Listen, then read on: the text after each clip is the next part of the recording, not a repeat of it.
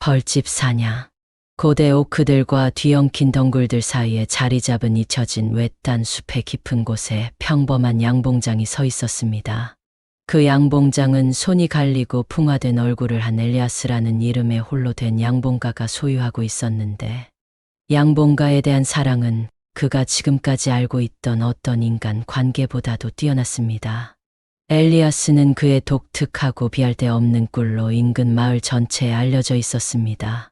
그가 벌집에서 생산한 꿀은 정교했고 놀라운 특성으로 유명했습니다.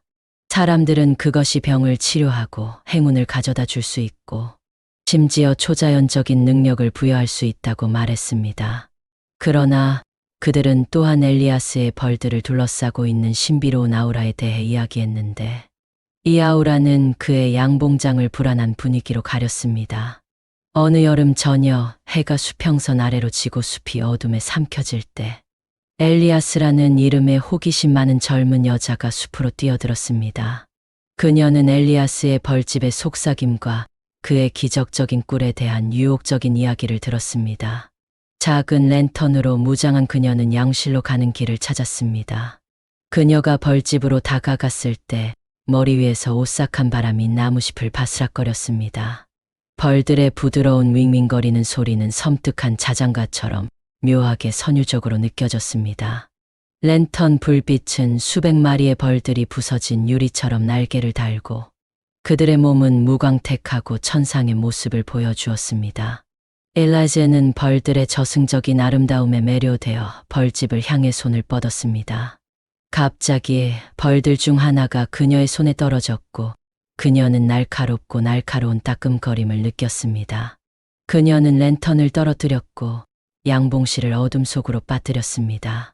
그녀가 가까스로 다시 불을 붙였을 때 그녀는 자신의 손이 변형되어 피부가 투명하고 반짝거리는 것을 발견했습니다.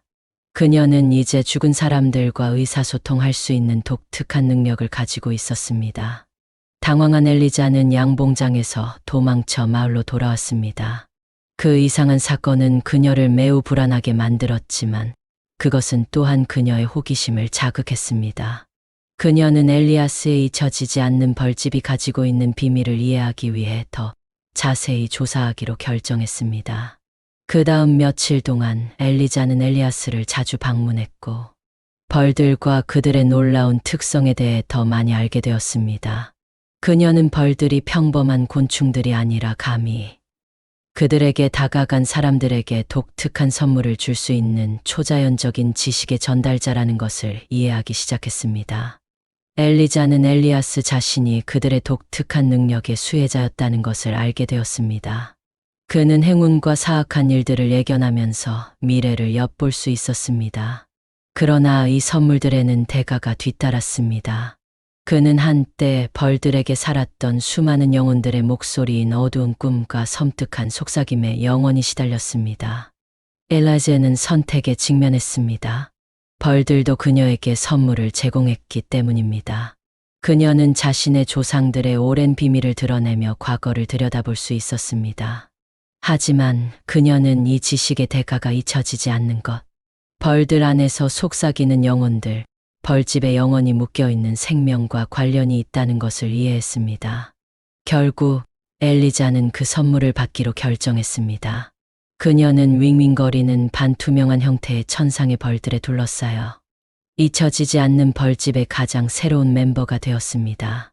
그녀는 다시는 혼자가 아닐 것이지만 벌들의 유령 같은 속삭임, 수많은 세대의 비밀, 그리고 그들이 가져온 섬뜩한 지식으로부터 결코 자유롭지 못할 것입니다. 세월이 흐르면서 마을은 독특한 꿀을 가진 젊은 여인의 이야기를 속삭였고 그들은 마을이 주는 선물에 감탄했습니다. 그러나 그들은 또한 그녀의 눈에 점점 더 커지는 슬픔, 그녀를 둘러싼 불안한 아우라, 그리고 숲 속에 울려 퍼지는 이상하고 잊혀지지 않는 속삭임이 벌들의 날개에 전해졌다는 것도 주목했습니다.